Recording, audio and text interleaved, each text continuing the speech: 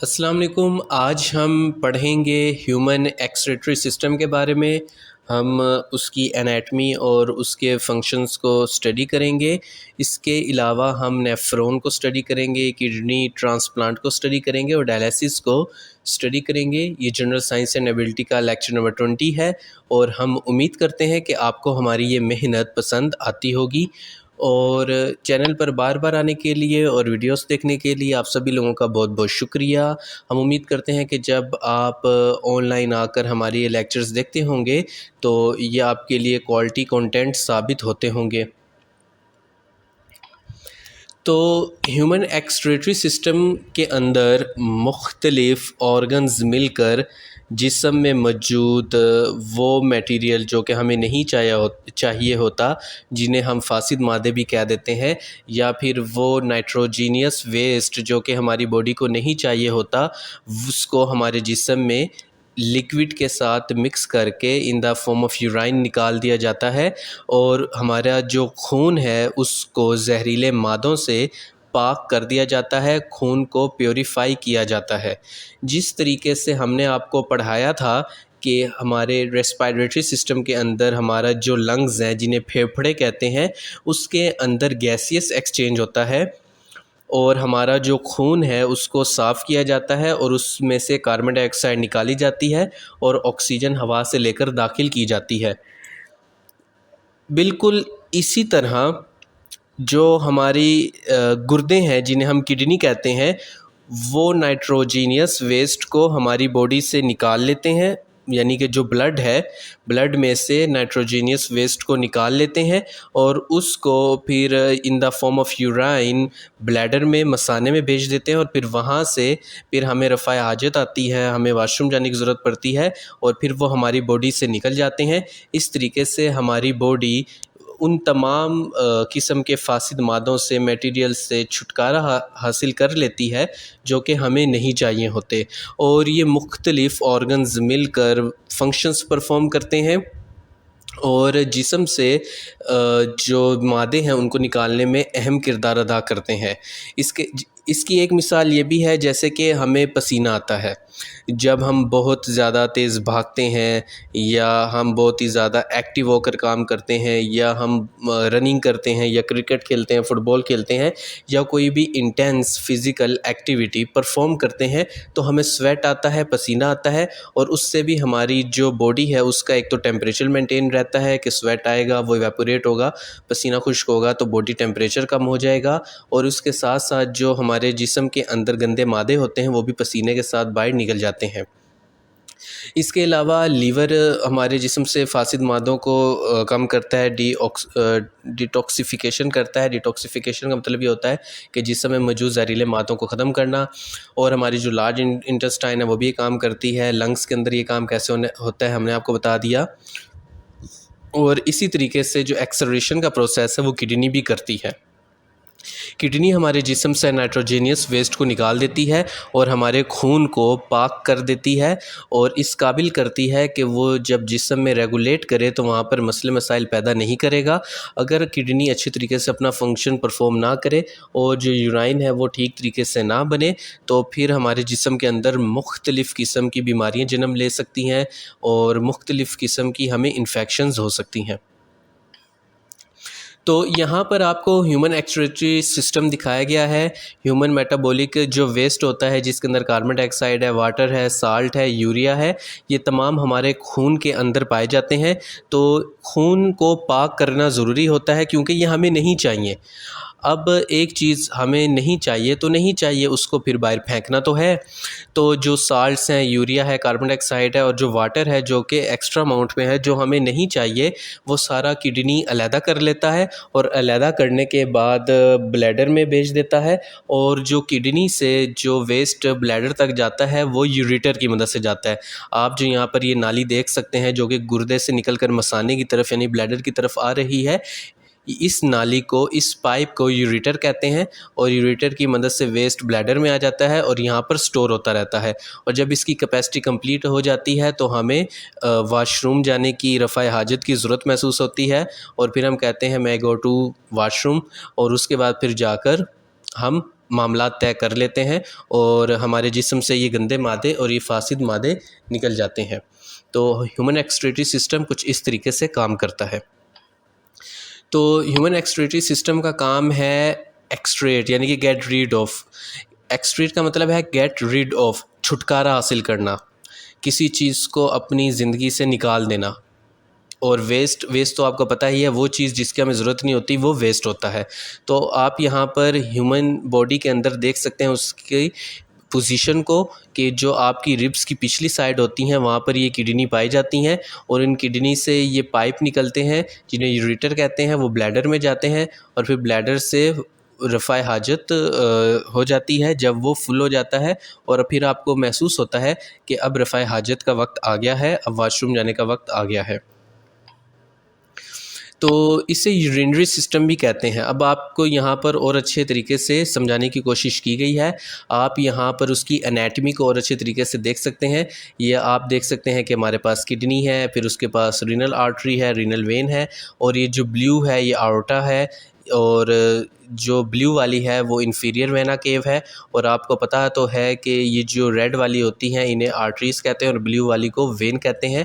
और आर्टरीज़ और वेन्स में फ़र्क ये होता है कि जो ऑक्सीजन रिच ब्लड होता है जो दिल से पूरे जिस्म में जाता है वो आर्टरीज़ लेके जाती हैं, और जब वो ब्लड इस्तेमाल हो जाता है और उसमें ऑक्सीजन की कमी हो जाती है तो फिर उसको वेन्स कैरी करके वापस दिल की तरफ लाती हैं। और फिर आप हमारा जो हार्ट वाला सेक्शन है वो देख लें, ह्यूमन रेस्पिरेटरी सिस्टम देख लें, तो आपको और भी ज़्यादा उसमें डिटेल मिल जाएंगी। यहाँ पर सिर्फ इसलिए बताया है ताकि आपके जो कॉन्सेप्ट हैं वो रिवाइज हो जाएं।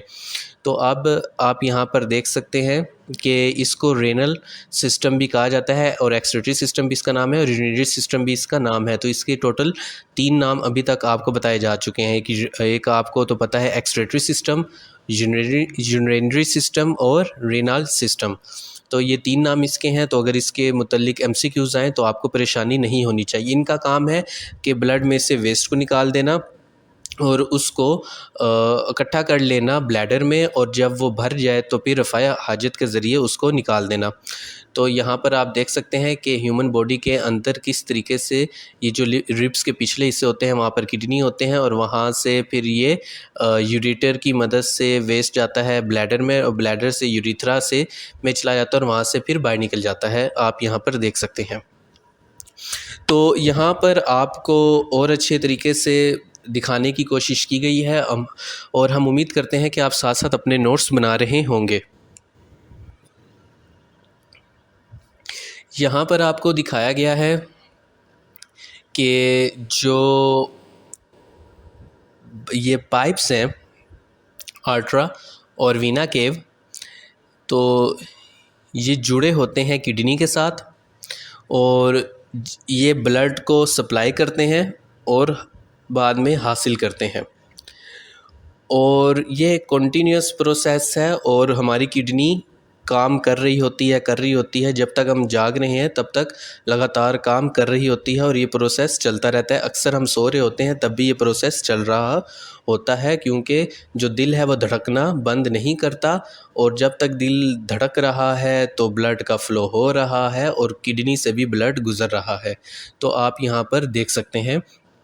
और यहाँ पर ये जो ऊपर वाइट सा आपको नज़र आ रहा है ये फ़ैट है, और ये फ़ैट की कोटिंग के अंदर किडनी होती है, और फ़ैट का काम होता है शॉक एब्ज़ॉर्ब करना और ऑर्गन्स की हिफाजत करना। और जैसे कि मैंने आपको बताया था बायोमॉलिक्यूल्स वाले लेक्चर में, जब मैं आपको फ़ैट्स वगैरह फैटी एसिड भी पढ़ा रहा था, तो उसके अंदर भी मैंने बताया था कि एक लिटल अमाउंट के अंदर फ़ैट हमारी बॉडी को चाहिए होते हैं, और फ़ैट के बहुत ही इंपॉर्टेंट फंक्शंस हैं। जब मैंने आपको ओमेगा 3 ओमेगा 7 पढ़ाया था, तो अगर आपने वो लेक्चर नहीं देखा तो आप देख लें, आपकी मालूमात में बहुत ज़्यादा इजाफा होगा। तो वापस आते हैं अपने टॉपिक की तरफ। तो आप यहाँ पर देख सकते हैं ये किडनी है, किडनी से ये पाइप यूरेटर से गॉल ब्लैडर तक जाता है, और वहाँ पर जो यूराइन होता है वो स्टोर होता है, और उसके बाद फिर यूरिथ्रा की मदद से निकल जाता है। तो जो पार्ट्स हैं एक्सक्रीटरी सिस्टम के वो मुदरजा ज़ेल हैं। किडनी है, यूरेटर है, यूरिनरी ब्लैडर है और यूरेथ्रा है।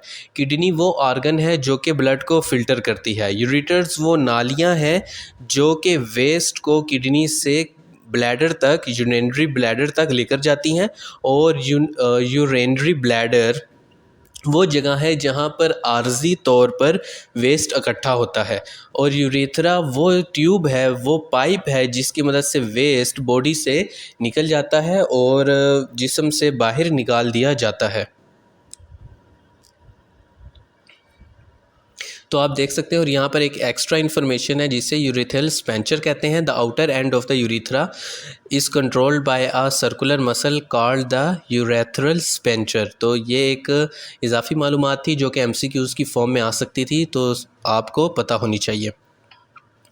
तो यहाँ पर फिर आपको स्ट्रक्चर और फंक्शन दिखाए गए हैं यूरेटर के। यूरेटर वो ट्यूब है जो कि ट्रांसपोर्ट करते हैं यूराइन को किडनी से ब्लैडर तक। यूरिनरी ब्लैडर क्या होता है? ये एक होलो मस्कुलर सैक होता है, यानी कि खाली बोरी की होता है जो कि मसल से मिलकर बनी होती है, जो कि स्टोर करता है यूराइन को और 63 क्वार्ट्स होल्ड कर सकता है। और आप देख सकते हैं कि अंदर से खाली होता है, तभी तो इसके अंदर यूराइन स्टोर हो जाता है। और आप यहाँ पर देख सकते हैं, और फिर जब वो भर जाता है तो हमें वॉशरूम जाने की ज़रूरत महसूस होती है, यूरेथ्रा की मदद से फिर वो बाहर निकल जाता है। और जो फीमेल होती हैं उनका जो यूरेथ्रा का साइज़ होता है वो छोटा होता है और मेल में बड़ा होता है। तो ये भी एक एमसीक्यूज़ की बात थी, तो बता दिया। तो यहाँ पर अब आप देख सकते हैं किडनी को। यहाँ पर किडनी की एनाटमी आपको दिखाई गई है। ये जो किडनी का पार्ट होता है इसे हिलम कहते हैं।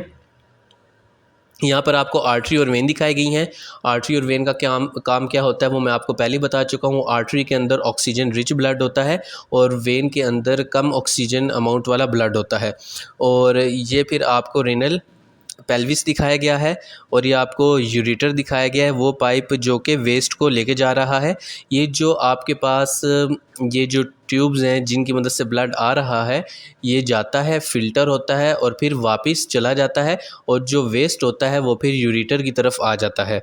और अगर आप इसको देखें तो ये जो इसका ये पोर्शन है जो उसकी मोटाई है उसको रीनल कॉर्टेक्स कहते हैं, और उसके बाद जो उसके नीचे वाला हिस्सा होता है उसको रीनल मेड्यूला कहते हैं, और फिर जो उससे नीचे वाला हिस्सा होता है जो कि यूरेटर पाइप के साथ अटैच हो रहा होता है उसको रीनल पेपिला कहते हैं। और ये जो सैक्स हैं इनको रेनल पैरामिड्स कहते हैं, और उनके दरमियान जो फासला होता है उन्हें रीनल कॉलम्स कहते हैं, और जो आउटर लेयर होती है किडनी की उसको फैब्रस कैप्सूल कहते हैं। तो ये इसकी एनाटमी थी। अगर कोई भी एमसीक्यूज़ आ जाए कि भाई ये फ़लाना लफ्ज़ आ जाए, इनमें से कोई भी एक लफ्ज़ आ जाए कि भाई ये किस ऑर्गन का पार्ट है, तो आपको पता है कि ये किडनी का पार्ट है। तो एनाटमी ऑफ किडनी आपको पहले दिखाई गई है, यहाँ पर फिर एक दफ़ा दिखाई गई है ताकि आप समझ लें अच्छे तरीके से कि असल में किडनी की एनाटमी है क्या। तो यहाँ पर अब आपको दिखाया गया है कि इंसानी जिस्म के अंदर किस तरह से किडनी फिट हुआ होता है, किस तरीके से वो उसके अंदर एडजस्ट हुआ होता है। तो आप यहाँ पर देख सकते हैं कि उसके अंदर किस तरीके से फिट है, कि किस तरह से वो इंसानी जिस्म के अंदर पाया जाता है। तो यहाँ पर आपको दिखाया गया है, जैसे कि मैंने आपको पहले कहा था कि हमारे जो रिब्स का पिछला हिस्सा होता है वो उसको प्रोटेक्ट करते हैं। यहाँ पर आप देख सकते हैं किडनी को कि वो कहाँ पाए जाते हैं, और किडनी के दाईं तरफ ऊपर स्प्लीन होता है और नीचे पैंक्रियाज होता है। और ये जो पिक्चर होती हैं ये मिरर इमेज होती हैं, तो आपको पता है कि यहाँ का लेफ़्ट राइट और राइट लेफ़्ट होता है। मैं पिछले लेक्चर्स में आपको ये बता चुका हूँ। तो यहाँ पर आपको जो ब्लैडर है मसाना और जो यूरेथ्रा है जहाँ से वेस्ट निकलता है वो मेल और फीमेल का दिखाया गया है। ये सिर्फ़ इसलिए है ताकि आपको फ़र्क वाज़ह हो जाए, और हमारा और कोई मकसद नहीं है। तो आप देख सकते हैं कि ये वो पाइप है यूरेटर जिसकी मदद से वेस्ट आता है। उसके बाद फिर ये स्मूथ मसल है, उसके बाद फिर यूरेटर ओपनिंग होती है, और उसके बाद फिर ये प्रोस्टेट ग्लैंड होता है जो कि मेल्स में पाया जाता है।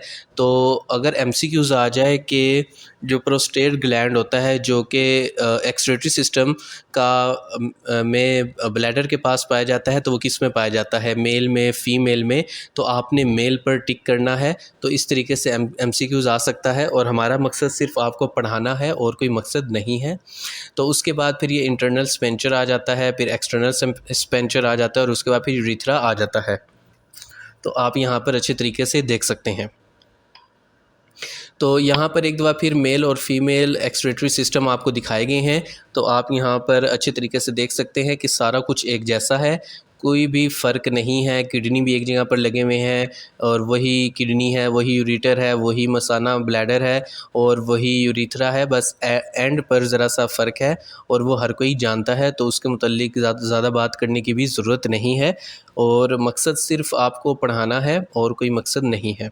तो आप यहाँ पर वीडियो को पॉज़ करके इनको देख सकते हैं। यहाँ पर फिर आपको मेल और फीमेल में फ़र्क दिखाया गया है, सिर्फ फ़र्क वाज़ह करने के लिए दिखाया गया है। तो यहाँ पर फिर आपको दिखाया गया है कि आप अच्छे तरीके से समझ लें कि जो किडनी होता है उसमें जो ब्लड आता है वो फ़िल्टर होकर यूरेटर में जाता है और वहाँ से ब्लैडर में और वहाँ से यूरिथ्रा में निकल जाता है।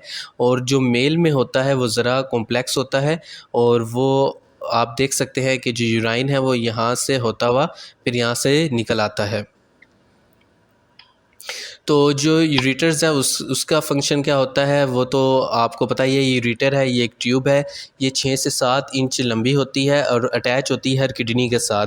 जो इसकी एवरेज लेंथ है वो 6 to 7 इंचज़ है। और अगर ये MCQs आ जाए तो 6 to 7 इंचज़ एक एवरेज इंसान के अंदर यूरेटर की लंबाई होती है। और ये बनी होती है 3 लेयर्स ऑफ टिशू की, जिसमें स्मूथ मसल होते हैं, फाइब्रस टिशू होते हैं और म्यूकस लेयर होती है। और ये MCQs आ जाए तो आप इसको अच्छे तरीके से अटेम्प्ट कर सकते हैं। फिर हमारे पास ह्यूमन ब्लैडर एनाटमी है, ये मैं आपको पहले पढ़ा चुका हूँ, तो आप यहाँ पर इसको पॉज करके स्टडी कर सकते हैं। यूरिनरी ब्लैडर के मुतालिक और इन्फॉर्मेशन दी गई है। ये सिर्फ इसलिए दी गई है कि अगर MCQs आ जाए तो आप उसको अच्छे तरीके से अटैम्प्ट कर सकें। अगर आप देखें तो उसका जो ये वाली लेंथ है वो 5 सेंटीमीटर है और उसके अंदर जो ये जो ट्यूब्स जब अंदर आती हैं तो उनकी जो लंबाई होती है वो 2.5 सेंटीमीटर आ जाती है और ये फिर उसकी नेक होती है, इसको एपिक्स कहते हैं। और हम उम्मीद करते हैं कि आप साथ साथ अपने नोट्स बना रहे होंगे और हमारे लेक्चर आपके लिए फ़ायदेमंद होते होंगे और आपकी मदद करते होंगे। तो अब हम बात करेंगे नेफ्रॉन की। तो वो छोटा यूनिट जो कि असल में फ़िल्ट्रेशन करता है उसको नेफ्रॉन कहते हैं। नेफ्रॉन जो होते हैं वो हमारी किडनी के अंदर पाए जाते हैं और एक किडनी के अंदर मिलियंस ऑफ नेफ्रॉन होते हैं और दोनों किडनी के अगर हम नेफ्रॉन मिलाएं तो वो मल्टीपल मिलियंस ऑफ नेफ्रॉन बन जाते हैं। तो एक किडनी के अंदर मिलियंस ऑफ नेफ्रॉन होते हैं जो कि ब्लड को प्योर करते हैं, प्योरीफाई करते हैं और उसके अंदर से जो नाइट्रोजीनियस वेस्ट होता है उसको निकाल लेते हैं। और जो नेफ्रॉन है ये ग्रीक वर्ड नेफ्रोस से निकला है जिसका मतलब है किडनी। और ये माइक्रोस्कोपिक स्ट्रक्चर होता है और एक किडनी के अंदर मिलियंस ऑफ नेफ्रॉन पाए जाते हैं। आप यहाँ पर नेफ्रॉन का स्ट्रक्चर देख सकते हैं कि किस तरीके से नेफ्रॉन के अंदर जाता है और उससे फिर ब्लड में से नाइट्रोजीनियस वेस्ट को अलहदा कर लिया जाता है। और नाइट्रोजीनियस वेस्ट जब अलहदा हो जाता है तो उसको यूरेटर की तरफ भेज दिया जाता है। तो आप अपने यहाँ पर कंप्यूटर की, लैपटॉप या मोबाइल जिसके ऊपर भी आप देख रहे हैं तो उसकी स्क्रीन के ऊपर देख सकते हैं। तो फंक्शन ऑफ नेफ्रॉन ये है कि जो नेफ्रॉन है वो परफॉर्म करता है 3 बेसिक फंक्शन। एक जो आपके पास glomerular filtration, tubular reabsorption and tubular secretion, ये इसके 3 फंक्शन हैं। और अगर MCQs आ जाए तो आप लिख सकते हैं। और ये जो वेस्ट होता है उसको निकाल लेता है और जो आपका जो ब्लड की कंपोजिशन होता है उसको मेंटेन रखता है और उसके अंदर से वो वेस्ट जो कि मुख्तलिफ़ बायोकेमिकल रिएक्शंस के दौरान हमारी बॉडी के अंदर बनते हैं, मुख्तलिफ़ साल्ट्स बनते हैं, मुख्तलिफ़ आपके पास केमिकल्स बन जाते हैं, तो उनको निकाल लिया जाता है और जो यूराइन होता है उसमें शामिल करके बॉडी से निकाल दिया जाता है। अक्सर हम जो दवाइयाँ लेते हैं तो वो भी हमारे जिस्म में जाकर मुख्तलिफ़ साल्ट बना देते हैं, उसको भी हमारा एक्सक्रीटरी सिस्टम ही साफ़ करता है और हमारे ब्लड को प्योरीफाई करता है। तो यहाँ पर आप अपनी स्क्रीन के ऊपर उसको और अच्छी तरीके से देख सकते हैं। ये एक यूनिट है, एक नेफ्रॉन है जो कि आपको दिखाया गया है, और एक नेफ्रॉन जो होता है वो अच्छे तरीके से फ़िल्ट्रेशन कर देता है और उसके बाद फिर उसको वेस्ट को यूरेटर की तरफ भेज देता है। आप यहाँ पर देख सकते हैं। तो एंडोक्राइन के जो फंक्शन है उसमें यही है कि ब्लड जो है, ब्लड प्रेशर को रेगुलेट किया जाए, ब्लड की कंपोजिशन को रेगुलेट किया जाए, जो कोई भी फासिद मादे हैं उनको निकाला जाए, जो सॉल्ट्स हैं, जो गैर ज़रूरी सॉल्ट्स हैं उनको निकाला जाए, गैर ज़रूरी जो बायोकेमिकल्स हैं उनको निकाला जाए, यूरिया ब्लड में है तो उसको निकाला जाए, और कोई भी और नाइट्रोजीनियस वेस्ट है उसको निकाला जाए, कोई स्टीरॉयड वगैरह आ गया है तो उसको निकाला जाए, और जो रेड सेल मैस है उसको स्टेबल रखा जाए। तो ये इसके कुछ बुनियादी फंक्शंस हैं। और इसके अलावा जो इनऑर्गेनिक आइंस हैं जैसे कि सोडियम है, पोटेशियम है, कैल्शियम है, क्लोरीन है, मैग्नीशियम है, एक्सेट्रा, अगर वो बॉडी के अंदर आ गए हैं और उनके जो सॉल्ट बने हुए हैं उनको निकाल लिया जाए, वाटर बैलेंस को मेंटेन रखा जाए, ब्लड की पीएच को मेंटेन रखा जाए, और जो सिंथेसिस ऑफ रेनिन है उसको देखा जाए, और जो एक्टिवेशन ऑफ विटामिन डी है, सिंथेसिस ऑफ एराइथ्रोपोइटन है उसको देखा जाता है। तो यहाँ तक आपको बस पता होना चाहिए। बाकी जो बातें हैं वो हायर लेवल की हैं। अगर आपको इतना भी पता चल गया है तो आपका सीएसएस का, जीएसए का पेपर बहुत ही अच्छा अटैम्प्ट हो जाएगा। और जो बाकी इजाफी बातें हैं वो आपको एमसीक्यूज़ में, जो एमपीटी एमसीक्यूज़ है या जो उसके 20 मार्क्स के एमसीक्यूज़ होते हैं उसमें मदद फ्राहम हो जाएगी। और पीएमएस के लिए और एफपीएससी पीपीएससी के लिए तो आपको एमसीक्यूज़ मिलते ही चले जा रहे हैं। आप ये सारे पॉइंट्स नोट कर सकते हैं। और जो रेनिन होता है उसके बारे में यहाँ पर इंफॉर्मेशन दी गई है, और क्योंकि बहुत सारे लोगों के ज़हन में सवाल आ सकता था, तो जो क्यूरियस लोग हैं जिनको मेरी तरह हर बात जानने का शौक़ होता है, स्टडी की, दूसरों की नहीं, सिर्फ किताबों की, तो वो यहाँ पर वीडियो को पॉज करके देख सकते हैं। और बाकी जो नहीं जानना चाहते वो वीडियो को आगे कर सकते हैं। तो यहाँ पर भी वही दिखाया गया है। तो जो जानना चाहते हैं वो पढ़ सकते हैं, और जो नहीं जानना चाहते तो ये ज़रूरी नहीं है, वो वीडियो को आगे कर सकते हैं। तो मेन फंक्शन ऑफ किडनी की अगर हम बात की जाए तो ये गंदे फासिद मादे को निकालता है, ये वाटर लेवल को रेगुलेट करता है, इलेक्ट्रोलाइट बैलेंस रखता है, और ये रेगुलेट करता है एसिड बेस बैलेंस को यानी कि पीएच को। और आप यहाँ पर देख सकते हैं, इनको नोट कर सकते हैं। और फिर जो किडनी के फंक्शन है तो filter 200 litres of blood daily, तकरीबन 200 लीटर ब्लड डेली फ़िल्टर करता है, और जो टॉक्सिक मेटाबॉलिक वेस्ट हैं उनको निकालता है, जो एक्सिस आइन है उनको निकाल देता है, रेगुलेट करता है वॉल्यूम को, ब्लड को मेंटेन करता है, रेनिन के बारे में आपको बताया, और जो ब्लड की पीएच है उसको मेंटेन रखता है। और ओवरव्यू ऑफ किडनी फंक्शन यहाँ पर आप देख सकते हैं। आप यहाँ पर वीडियो को पॉज करके इसको स्टडी कर सकते हैं। तो एक्सक्रीटरी सिस्टम के फ़न फैक्ट्स ये हैं कि जो एक ब्लैडर होता है वो उसका जो एवरेज साइज़ होता है वो एक इंसानी दिमाग जितना हो सकता है, और जो किडनी होती है वो हाफ़ साइज़ होती है ब्लैडर की, यानी कि, और अगर आप दोनों किडनी को आपस में जोड़ें तो ब्लैडर का साइज़ बन जाएगा। और एक एस्टिमेट ये लगाया गया है कि 11,000 गैलन ऑफ फ्लूइड पास होता है ब्लैडर से एंड यूरेटर से एवरेज पर्सन की लाइफ में। और जो यूरेटर होता है वो उसका जो साइज़ होता है वो एक नूडल जो होता है, स्पैगेटी नूडल उतना होता है। और ये फ़न फैक्ट्स हैं। और जो हमारे यूराइन होता है उसमें तकरीबन 95% वाटर होता है और 5% जहरीले मादे होते हैं। और 1 मिलियन जो नेफ्रॉन हैं वो होते हैं किडनी के अंदर, ये हिसाब लगाया गया है। तो यहाँ पर आप फ़न फैक्ट्स को स्टडी कर सकते हैं। इसके अलावा आप यहाँ पर ये भी देख सकते हैं कि 440 गैलन पास होता है किडनी से हर दिन। और यहाँ पर आपको और फ़न फैक्ट्स दिखाए गए हैं कि 1 से 1.5 लीटर ऑफ यूराइन इंसानी जिस्म रोज़ खारिज करता है, और एक किडनी अगर फेल हो जाए तो सारा का सारा लोड फिर दूसरी किडनी के ऊपर पड़ जाता है। और जो किडनी है वो मेटाबॉलिक वेस्ट को फ़िल्टर करती है, और हर 24 घंटे के अंदर 200 लीटर जो फ्लूइड है वो ब्लड स्ट्रीम के अंदर फ़िल्टर होकर वापस आता है। तो ये कोई नया नहीं बनता, ये वही बार बार हो रहा होता है, और उसी क्वांटिटी को जमा करके आपको बताया गया है, और इसको भी आप यहाँ पर स्टडी कर सकते हैं। और किडनी डायलिसिस का मतलब ये है कि जब दोनों किडनी काम करना बंद कर देती हैं तो 2 सिरिंज ली जाती हैं और वेन में लगा दी जाती हैं। एक जो वेन होती है उससे ब्लड आ रहा होता है और मशीन में जा रहा होता है, और जो काम नेफ्रॉन गुर्दे कुदरती तौर पे करते हैं वही डायलिसिस मशीन करती है। और फिर जो दूसरा पाइप होता है, जो दूसरी जो सुई सिरिंज लगाई होती है और जिसमें जो ब्लड होता है वो फ़िल्टर होकर वापस से इंसानी जिस्म के अंदर दाखिल किया जा रहा होता है। तो ये डायलिसिस का प्रोसेस है। और डायलिसिस अल्लाह ताला हम सबको इससे बचाए, आमीन। तो ये शुरू में तो यूँ होता है कि महीने में एक बार हो रहा है, फिर हफ्ते में, और फिर यूँ होता है हर 2-3 दिन बाद करवाना पड़ता है। तो जो किडनी फेलियर है उसका इलाज यही है कि डायलिसिस होता है, और अगर कोई डायलिसिस नहीं करवाना चाहता तो फिर किडनी ट्रांसप्लांट उसका इलाज होता है। और आप देख सकते हैं कि डोनर किडनी कहाँ पर लगाई जाती है। आप यहाँ पर देख सकते हैं डोनर किडनी को। और डोनर किडनी जो होती है उसके अपने कुछ रूल्स हैं। पहली बात तो ये है कि उसका जो सेल्स हैं वो इंसानी जिस्म के सेल्स के साथ अटैच हो जाएं।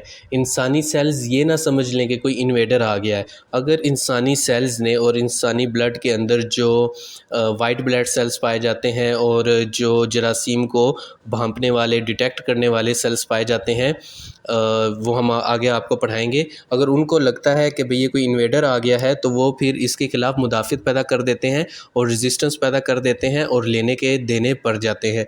तो इसलिए जब डोनर किडनी लगाई जाती है तो अंडर ऑब्जर्वेशन रखा जाता है ताकि कोई कॉम्प्लेक्स इशू ना बने। और जब वो जो टिश्यूज़ होते हैं, सेल्स होते हैं, वो उस डोनर किडनी को एक्सेप्ट कर लेते हैं तो वो फिर किडनी अपना फंक्शन परफॉर्म करना शुरू कर देती है। तो इस तरह से डोनर किडनी काम करती है। तो अब आप यहाँ पर देख सकते हैं कि डोनर किडनी लेफ़्ट साइड या राइट साइड दोनों तरफ कहीं भी लगाई जा सकती है, और वो उसे ट्रांसप्लांटेड किडनी भी कहते हैं, और इस अमल को ड्राफ्टिंग भी कहते हैं।